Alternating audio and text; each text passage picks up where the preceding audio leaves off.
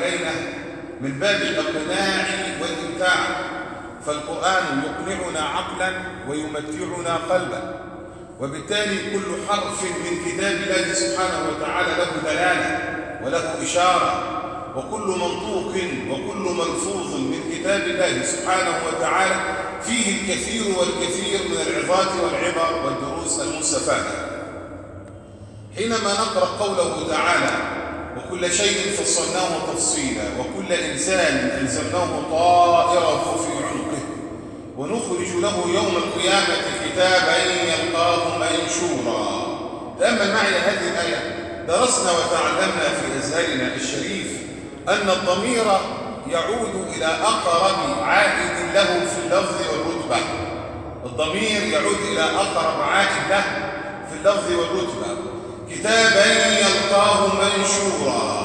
على ما يعود الضمير في قوله يلقاه؟ الضمير هنا يعود إلى من؟ ومن الذي يلقى من؟ هل الإنسان هو الذي يلقى كتابه، أم أن الكتاب هو الذي يتحرك من مكانه ليلقاك أنت يا إنسان؟ من يبحث عن من؟ ومن يلقى من؟ في ساحة القضاء، في يوم الحساب، في يوم الشدائد، في يوم القضاء، في يوم التنادي، في يوم الراجفة تتبعها الرادفة. من يلقى من؟ ومن يبحث عن من؟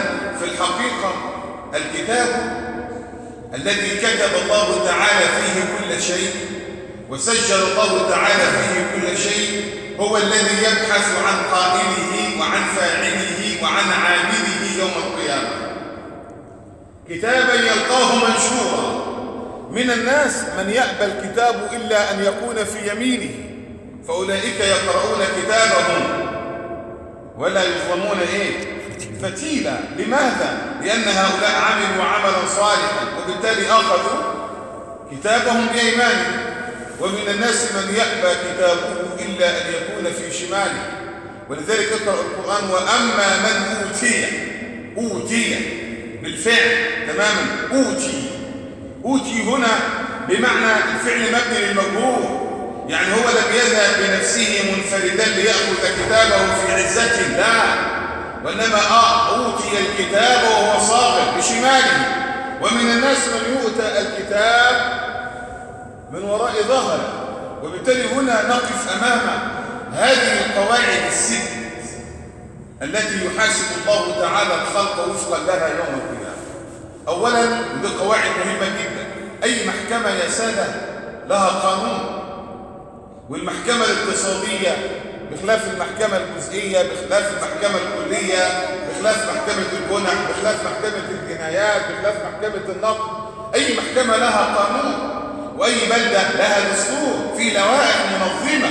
ولذلك تعالى معي لكي نعرف من آيات القرآن الكريم ما أخرجه المفسرون عن هذه القواعد الست التي رسمتها آيات القرآن الكريم في محكمة الخلق بين يدي الله سبحانه وتعالى يوم القيامة. أولا، العدل التام الذي لا يشوبه الظلم. لا بد يا مسلم أن تكون على يقين تام أنك ستقف بين يدي الله الذي قال: إن الله لا يظلم الناس شيئا ولكن الناس أنفسهم يظلمون. ستقف أمام إله الحق عادلا قال عن نفسه: ولا يظلم ربك أحدا. وقال عن نفسه: وما أنا بظلام للعبيد. وقال عن نفسه: إنها إن تكن مثقال حبة من خردل فتكن في صخرة أو في السماوات أو في الأرض يأتي بها الله. وقال عن نفسه: إن الله لا يظلم مثقال ذرة وإن تك حسنة يضاعفها ويؤتي من لدنه أجرا عظيما. فالعدل التام الذي لا يشوبه ظلم، بدليل أن الله سبحانه وتعالى يقول: اليوم تجزى كل نفس بما كسبت لا ظلم اليوم. الدارسون في اللغة العربية يعرفون أن لا هنا نافية للجنس، تعمل عمل إما. لا ظلم اليوم.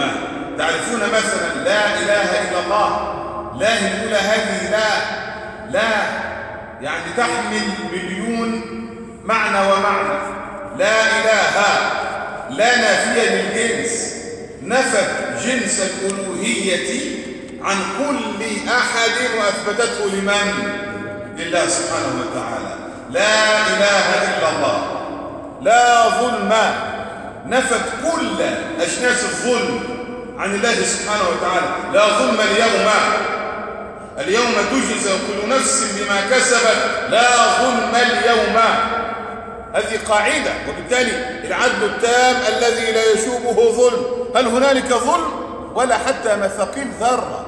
لأننا سنسأل بين يدي الله عز وجل بمثاقيل الذرة. اقرأ القرآن، فمن يعمل مثقال ذرة خيرا يرى، ومن يعمل مثقال ذرة شرا يرى. اقرأ القرآن في سورة الأنبياء: ونضع الموازين القسط ليوم القيامة فلا تظلم نفس شيئا وإن كان مثقال حبة من خردل أتينا بها وكفى بنا حاسبين. هذه القاعدة الأولى، العدل التام الذي لا يشوبه ظلم. القاعدة الثانية: لن يؤاخذ الله أحدا بجريرة أحد، يعني لن يحاسب الله إنسانا نيابة عن إنسان آخر، ولن يفدي أحد أحدا، ولن يتحمل إنسان مسؤولية إنسان آخر. وهذه القاعدة لها آيات وأدلة كثيرة جدا في القرآن. بسم الله الرحمن الرحيم في سورة المدثر: كل نفس بما كسبت رهينة إلا أصحاب اليمين. في سورة النجم يقول الله: وأن ليس للإنسان إلا ما سعى وأن سعيه سوف يرى ثم يجزاه الجزاء الأوفى، اللي هي مسألة تقرير المسؤولية. كل إنسان لابد أن يتحمل مسؤوليته. أيضا يقول الله تعالى في سورة الأنعام: قل أغير الله أبغي ربا وهو رب كل شيء ولا تكسب كل نفس إلا عليها ولا تزر وازرة وزر أخرى. الآية واضحة: ولا تكسب كل نفس إلا عليها، يعني كل إنسان يتحمل مسؤولية نفسه إلا في حالة واحدة: لو كنت سببا في ضلال الناس، أو ابتدعت للناس بدعا، أو كنت سببا في إحداث فجور وفسوق وإشاعة للفاحشة بين الناس، فالناس اقتدوا بي فأصبحت أنا قدوة سيئة لهم. يوم القيامة أحمل وزري ووزر غيري، كما قال ربنا: ولا يحملون أثقالهم وأثقالا مع أثقالهم. ليه؟ لأنه سن للناس سنة سيئة فعليه وزرها ووزر من عمل بها من غير أن ينقص من أوزارهم شيء إلى يوم القيامة. لكن الأساس أنه لن يؤاخذ الله أحدا بجريرة أحد. يبقى إذن القاعدة الأولى العدل التام الذي لا يشوبه ظلم. القاعدة الثانية تقرير المسؤولية الفردية، لن يؤاخذ الله أحد بذنب أحد. القاعدة الثالثة اطلاع العباد على أعمالهم. أيوة طبعا، أنت مدان في محكمة العدالة، يا إنسان من حقك أن ترى عملك، نعم، وأن تعاين أقوالك، وأن ترى أعمالك، وأن ترى قبائح ذنوبك، وأن تطلع على حسناتك وعلى سيئاتك، من حقك. والكريم سبحانه وتعالى سيريك ذلك بعينيك. ولذلك اقرأ القرآن: يوم ينظر المرء ما قدمت يداه، ينظر بعينيه. اقرأ القرآن: يوم تجد كل نفس ما عملت من خير محضرا. إذا معنى ذلك أن أعمالنا ستكون واقفة بين يدي الله في انتظارنا قبل أن نبعث من مراقبنا.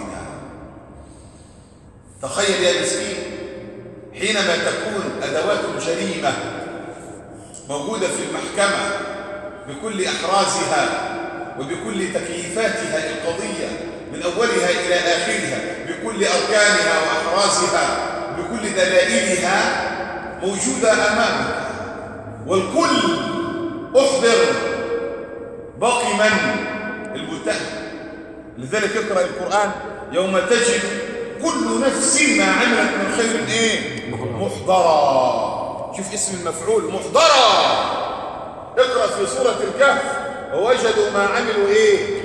حاضرا. شوف الروعة، مرة باسم الفاعل ما عملوا ايه؟ حاضرة. يعني ايه حاضرة؟ يعني عملك مشى بنفسه وأصبح ماثلا في استعداد لمواجهتك يا إنسان بين يدي الله. وأعمال أخرى أخبرة، الأقوال والأعمال والأفعال. أنت يا إنسان مسكين، أنت إنسان. عارف يعني إيه إنسان؟ يعني بتنسى. عملت عملك ونسيته، والكريم سبحانه وتعالى لم ينسى. ولذلك اقرأ في سورة المجادلة يوم يبعثهم الله إيه؟ جميعا فينبئهم بما عملوا. كمل الآية. أحصاه الله وإيه؟ ونسوه. يا ونسوه. ونسوه. هات كده واحد مننا مثلا، أستاذنا الكريم عمره الآن مثلا دخل على 60، أعطاه الله الصحة والعافية، 50 سنة. قل له كده لو سمحت استحضر 5 ذنوب من ذنوبه، ويمشي يفتكر 1 2 3 بالعافية. أي واحد مننا تلقاه معاه مثلا قناطير من الذنوب والآثام، تقول له افتكر كده، يقول لك ما افتكر ايه؟ 5 10. الإنسان نسي، فعل الذنب ونساه، ولكنه لم ينسى عند الله. بل ايه؟ اقرأ القرآن يوم يبعثهم الله جميعا فينبئهم بما ايه؟ خد بقى المفاجأة، أحصاه الله ايه؟ ونسوه. والله على كل شيء شهيد. إنا كنا نستنسخ ما كنتم تعملون، هذا كتابنا ينطق عليكم بالحق. إنا كنا نستنسخ ما كنتم تعملون. نسخة. الإنسان نسي ما فعل. في يوم القيامة القاعدة الثالثة اطلاع العباد على أعمالهم. تفضل ريه عملك، ريه عملك. ريه في اللغة العربية معناها ايه؟ معناها شوف. تمام؟ بس ده الفعل المضارع بتاعها. هي راه تحتها كسر. تخيل، شوف البلاغة بتاع اللغة العربية لما يكون فعل في اللغة العربية راه تحتها كسر، مش هقول لك هاء كمان، وعيش حياتك. تماما؟ ريه عملك. شوف عملك يا إنسان، عملك رايح فيه ولا بد أن تراه. هذا حقه. القاعدة الرابعة إقامة الشهود على العباد. الإنسان حينما يرى عمله، إنسان خلي بالك، والكذاب في الدنيا كذاب في الآخرة، والمشاكس في الدنيا مشاكس في الآخرة، واللبط في الدنيا لبط في الآخرة، والكذاب في الدنيا كذاب في الآخرة. ده حقيقة. شو القرآن بيقول لنا كده؟ ولو ترى إذ وقفوا على النار حتى عند معاينة العذاب فقالوا يا ليتنا إيه نرد للدنيا ولا نكذب بآيات ربنا ونكون من المؤمنين، بل بدا لهم ما كانوا يخفون من قبل. شوف المفاجأة بقى دي، ولو ردوا لعادوا وإنهم لكاذبون. كذاب في الدنيا كذاب في الآخرة. اللي لسانه كان قد كده في الدنيا يوم القيامة لسانه قد كده كذاب برضه. ولذلك ربنا في سورة الأنعام يقول ايه؟ انظر كيف يفترون على الله الايه؟ الكذب. حتى في يوم القيامة يقول والله ربنا ما كنا مشركين، يحلفوا بين يدي الله أنهم لم يكونوا مشركين رغم أنهم كانوا مشركين وماتوا على الشرك. ولكن كذاب في الدنيا كذاب فين؟ في يوم القيامة حينما يرى أعماله يعاين عمله فإذا به يغادر ويكابر ويغالب ويكذب ويخادع نفسه. فربنا يقول له تعالى بقى في قاعدة رابعة وهي ايه؟ إقامة الشهود على الايه؟ على العباد. لا بد يا إنسان أن أشهد عليك. من الشهود؟ اقرأ القرآن وإن عليكم لحافظين كراما كاتبين يعلمون ما تفعلون. يقول الكاتب الأول يا رب أنا سمعت، والآخر يقول يا رب وأنا كتبت. أنا سمعت وكتبت، أنا سجلت ودونت. يقول لك والله ما فعل، فيشهد الله عليه 6 أعضاء بشرية، 6، حتى إذا ما جاءوه شهد عليهم سمعهم وأبصارهم وجلودهم بما كانوا يعملون. وقالوا لجلودهم لما شهدتم علينا؟ قالوا أنطقنا الله الذي أنطق كل شيء. بدي ثلاثة في سورة فصلت، ثلاثة أخرى في سورة النور: يوم تشهد عليهم ألسنتهم وأيديهم وأرجلهم بما كانوا يعملون يومئذ يوفيهم الله دينهم الحق ويعلمون أن الله هو الحق المبين. يبقى كام؟ 6. 3 و3. ورغم ذلك يكابر ويقول ما فعلنا. فمن ذا الذي يشهد عليه؟ يعني ربنا أشهد عليه الملائكة وكبر، وأشهد عليه أعضاء بدنه وكبر. هنا وكفى بالله إيه؟ شهيدا. دي القاعدة الرابعة. القاعدة الخامسة قبل الأخيرة، وهذه القاعدة سبحان الله رحمة واسعة. تعرف سعادتك إن دخول الجنة هيبقى بنسبة من 1 ل10، ودخول النار 10 من 10. تاني مش فاهم حضرتك. دخول الجنة اللي يجيب 1 من 10 يدخل الجنة. شوف قد ايه بقى الخسران لما واحد مش قادر يجيب 1 من 10 عشان ندخله الجنة. نعمل معاه ايه؟ ولا يدخل النار لازم يكون جايب كم من كام؟ 10 من 10. ولذلك القرآن في سورة الأنبياء يقول لك ايه؟ في سورة الأنعام ده الدليل. بسم الله الرحمن الرحيم: من جاء بالحسنة فله ايه؟ 10 أمثالها. يبقى الحسنة بتاعته الضعف كم مرة؟ 10 مرات. يبقى هو دخل بكام؟ 1 من 10. طب والسيئة؟ ومن جاء بالسيئة فلا يجزى إلا إيه؟ يبقى السيئة يدخلوا السيئة 1 والحسنة كان ممكن يدخل الجنة لو جاب 1 من 10. جميل. يبقى معنى ذلك إنه يدخل الجنة لو هو جاب تقريبا 2.5%، هيجيب 5%، هينطلق للجنة. خلاص كفت الحسنات. لكن للأسف أوبق نفسه وأوحلها في ظلمات الغواية والضلال، ولذلك خسر الدنيا والآخرة. القرآن هنا يقول: من جاء بالحسنة فله 10 أمثالها. طب وهديك مفاجأة تاني. تعرف إن حسنة واحدة من الممكن أن تكون سببا في أمرك من الفزع الأكبر يوم القيامة. حسنة واحدة. اقرأ في سورة النمل: من جاء بالحسنة فله خير منها وهم من فزع يومئذ ايه؟ آمنون. تخيل حسنة واحدة خبيئة ربما فعلها الإنسان وخبأها بينه وبين الله تكون سببا في نجاته يوم القيامة. من جاء بالحسنة فله خير منها وهم من فزع يومئذ ايه؟ بسبب الحسنة. القاعدة السادسة والأخيرة وهي مضاعفة الحسنات دون السيئات. الكريم سبحانه وتعالى يوم القيامة يضاعف لك حسناتك بينما تبقى سيئاتك على ما كانت عليه، إلا من تاب وآمن وعمل عملا صالحا فأولئك إيه؟ يبدل الله سيئاتهم حسنات. لكن بشرط التوبة والإنابة. تبت إليه وكنت معه ونبت إليه الكريم سبحانه، أو أنبت إليه الكريم سبحانه وتعالى يهبك عطاء واسعا، وعطاء الله تعالى لا ينفد أبدا. إذن القاعدة الأولى العدل التام الذي لا يشوبه ظلم. القاعدة الثانية أن يؤاخذ الله أحدا بجريرة أحد. القاعدة الثالثة اطلاع العباد على أعمالهم. القاعدة الرابعة إقامة الشهود على العباد. القاعدة الخامسة مضاعفة الحسنات دون السيئات. والقاعدة السادسة تبديل السيئات إلى حسنات. كل هذا يدل على ماذا؟ يدل على رحمة الله الواسعة. وختاما أقول: ما خلقنا ربنا ليعذبنا، حاشاه، وما خلقنا ليشقينا، حاشاه، وإنما خلقنا ليرحمنا. تقول لي طب يرحمنا ازاي والدنيا فيها تعب ونكد وأوجاع وأسقام ونقص في الأموال والأنفس والثمرات وتعبانين آخر تعب؟ أقول لك يا أخي لا تنظر تحت قدميك. الدنيا هذه ما هي إلا أيام معدودات. فترة ثانوية ستنتهي لا محالة.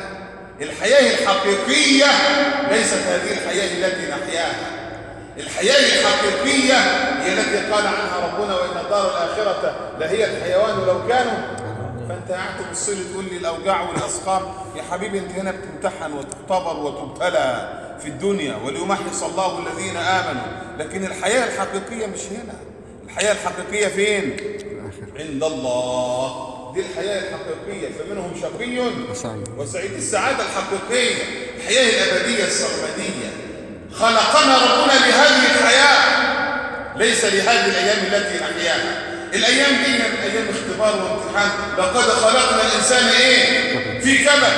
فما تقوليش لو سمحت أنا لما أدخل اللجنة وأنت لما تدخل لجنة الامتحان عايز إيه؟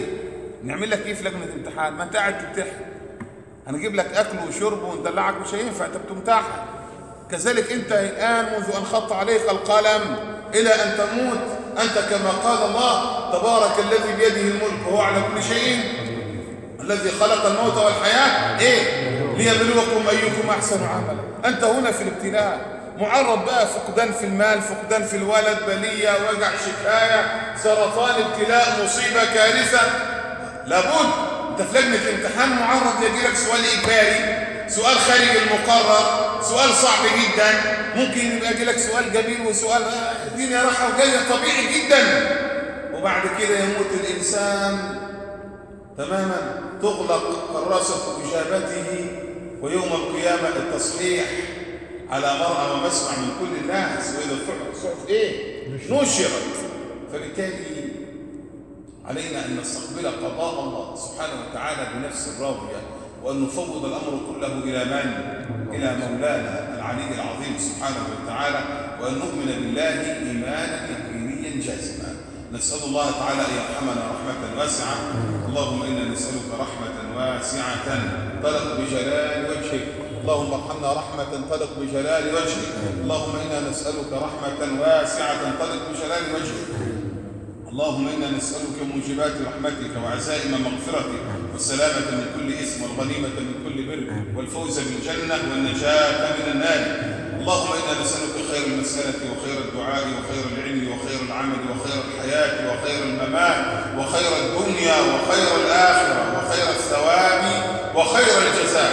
اللهم زك نفوسنا، أنت خير من زكاها، أنت وليها ومولاها. اللهم كن لنا ولا تكن علينا. اللهم إنا نسألك ألا تقبض أرواحنا من أبداننا إلا وأنت راض عنا. اللهم ارحم آباءنا وأمهاتنا وأولادنا وبناتنا وأزواجنا وزوجاتنا، واجمعنا بهم يا أرحم الراحمين مع من قلت فيهم والذين آمنوا واتبعتهم ذريتهم بإيمان ألحقنا بهم ذريتهم وما ألتناهم من عملهم من شيء. اللهم لا تجعل في جمعنا هذا شقيا ولا محروما، وتنزل يا ربنا علينا بالرحمات الوافرات. اللهم إنا نسألك أن نكون من أهل الرحمة. اللهم اجعلنا من عبادك المرحومين ومن عبادك المقبولين ومن عتقائك من النار ومن ورثة جناتك جنات النعيم.